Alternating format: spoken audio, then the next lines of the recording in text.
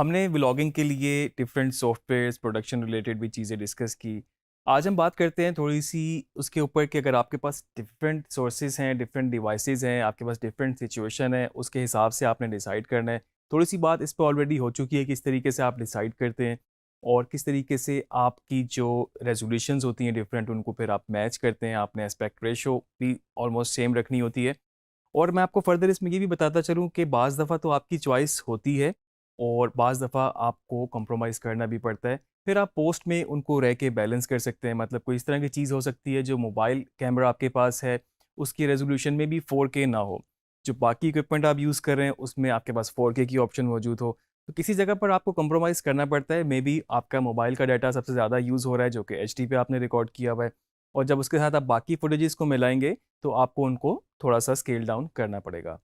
मेरे पास यहाँ पर एक एग्ज़ाम्पल मौजूद है, मैं आपको प्रैक्टिकली वो दिखाता भी हूँ। मेरा एक अपना व्लॉग जो कि मैंने एक बाइक टूर किया था नॉर्थ की तरफ खुंजराब पास का, तो उसमें मेरे पास डिफरेंट डिवाइसेज़ थी। मेरे पास उसमें एक तो मोबाइल कैमरा था ही, मेरे पास गोप्रो था जो कि एक्शन कैमरा होता है। उसके अलावा हमारे पास एक डीएसएलआर कैमरा भी था जो कि नॉर्मल 1080 रिकॉर्ड करता है।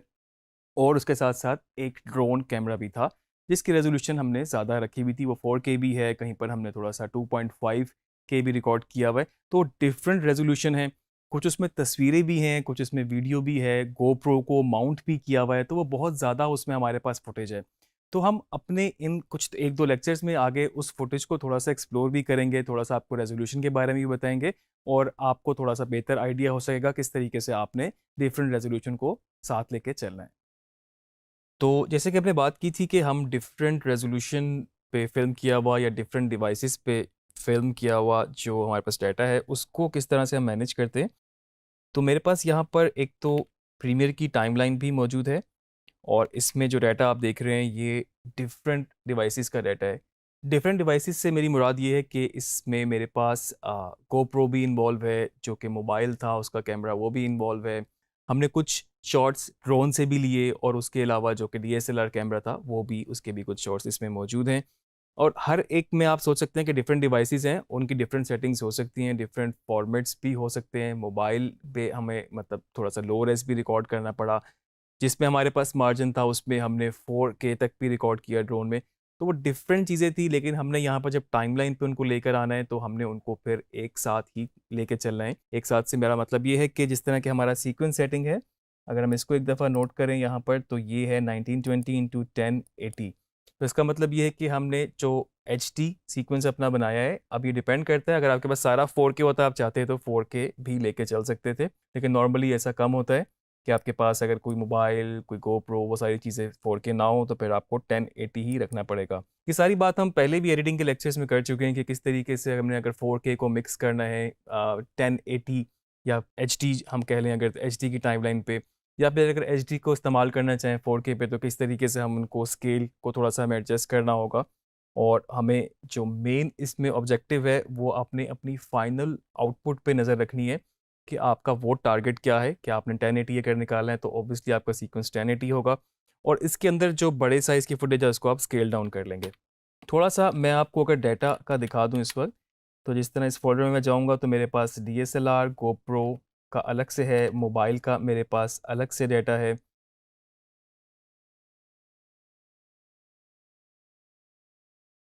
और हम यहाँ से डिटेल इसकी डायमेंशंस भी ऑन कर लें, तो आप यहाँ पर अगर ऑब्ज़र्व करें तो इस वक़्त आपके पास ये जो इमेजेस हैं 3984 इंटू 5312 कुछ 5312 इंटू 3984 और इस तरह से आपके पास वीडियोज़ की रेज़ोल्यूशन भी अलग हो सकती हैं, जो कि इतनी ज़्यादा नहीं थी, ये 1080 पे रिकॉर्ड करता था इसका कैमरा, तो उन सब की रेज़ोल्यूशन अलग हो सकती हैं और उसके अलावा अगर आप गोप्रो में जाएँ, तो गोप्रो की रेज़ोल्यूशंस और डिफरेंट हैं। इधर भी हम इसकी डिटेल में अगर यहाँ से इसको सेट कर लें और डायमेंशंस हम यहाँ पर ऑन कर लें, तो आप देख सकते हैं ये 4000 इंटू 3000 ये स्टिल इमेजेस हैं, इनकी इनकी डायमेंशंस आ रही हैं और फर्दर अगर आपके पास जो वीडियोज़ हैं, उनकी डायमेंशन भी डिफरेंट हो सकती है, जो कि हम अब इसको फर्दर वेरीफ़ाई अपने यहाँ पर सॉफ्टवेयर से कर लेते हैं।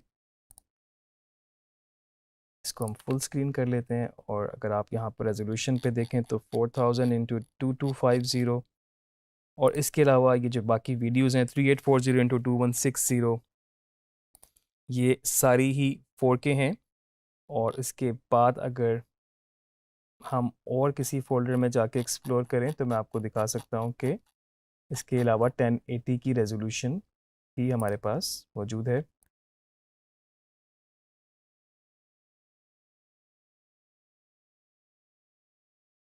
आप ये देख सकते हैं जो DSLR का फुटेज है वो इस वक्त 23.976 FPS पर रिकॉर्ड है और 1920 1080 उसकी रेजोल्यूशन है। और टाइमलाइन पे अगर हम देखें तो हमारे पास जो फुटेज पड़ा हुआ है वो सारी इसमें मिक्स डिवाइसेस हैं, लेकिन हमने उसको उस तरह से एडजस्ट किया हुआ है कि आपको वो रेजोल्यूशन वाइज 1080 के अंदर सारे एडजस्ट हों।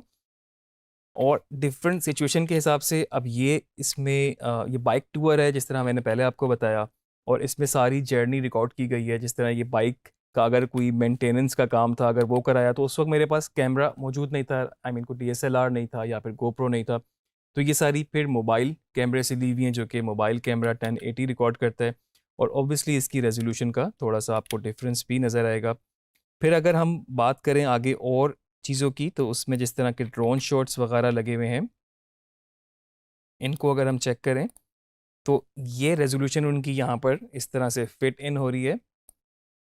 और इसको एडजस्ट करने के लिए हमने इसको स्केल टू फ्रेम साइज किया हुआ है यहाँ पर।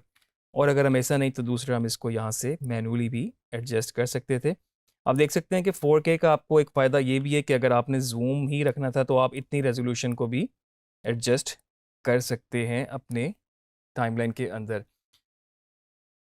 और अगर आप इसको यहाँ से रीसेट कर दें, बेशक आप इसको चाहते हैं कि ये इसके अंदर एडजस्ट हो जाए, मतलब जो भी इसका साइज़ है तो वो इसको स्केल इस तरह से आपका स्केल एडजस्ट कर देगा। तो इस तरीके से आपके पास जो 4K फुटेज थी वो आपने यहाँ पर एडजस्ट कर दी। आप राइट क्लिक करके स्केल टू फ्रेम साइज़ भी कर सकते हैं। नॉर्मली आपके पास इस तरह से आएगी। और बेस्ट तरीका आपके पास ये भी है कि आप इफेक्ट कंट्रोल में जाके इसका स्केल एडजस्ट कर दें। और यहाँ पर आपके पास मार्जिन भी है कि अगर आपने इसको फुल मतलब सेट नहीं करना तो मे बी आप इसको 75 पे 70 पे जो पॉसिबल आपको लगता है, तो ये आपके पास शॉर्ट टाइप की भी एक बड़ी अच्छी आपके पास ऑप्शन होगी कि आप उसको चेंज कर सकें। फर्दर आप देखें अगर तो जो बाकी भी शॉट्स हैं उसमें भी ये सारी एडजस्टमेंट हुई हुई हैं। जो तस्वीरें थी कुछ वो भी इस तरह से एडजस्ट हुई हुई हैं। तो आपको डिपेंड करता है कि जिस तरीके से आप उसको एडजस्ट करना चाहते हैं आप यहाँ पर उसको एडजस्ट कर सकते हैं। अगर आपके पास बहुत ज़्यादा क्लिप्स हैं और सबको आपने स्केल को फिट करना है उस रेजोल्यूशन में, आप सबको एक साथ सिलेक्ट करके भी स्केल टू फ्रेम साइज कर सकते हैं। इस तरह इसमें ऑलरेडी हुआ है। और आप देख रहे हैं कि अभी ये सारा मतलब 4K है, 1080 की टाइमलाइन है। अगर मैं इन सबको सिलेक्ट करके स्केल टू फ्रेम साइज कर दूंगा तो उसने उसको उसके अंदर एडजस्ट कर दिया।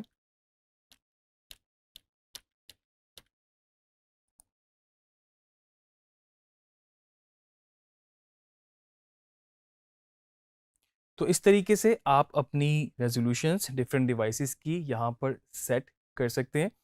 कोशिश आपने अपनी रिकॉर्डिंग में भी प्रोडक्शन फेज में भी यही करनी है कि आप जितना उनको आपस में मैच कर सकें। मतलब एक कैमरा अगर 720p पे रिकॉर्ड कर रहा है, एक कैमरा 1080p पे कर रहा है, दूसरा 4K पे कर रहा है, वो तीन डिफरेंट वर्जन हो जाएंगे।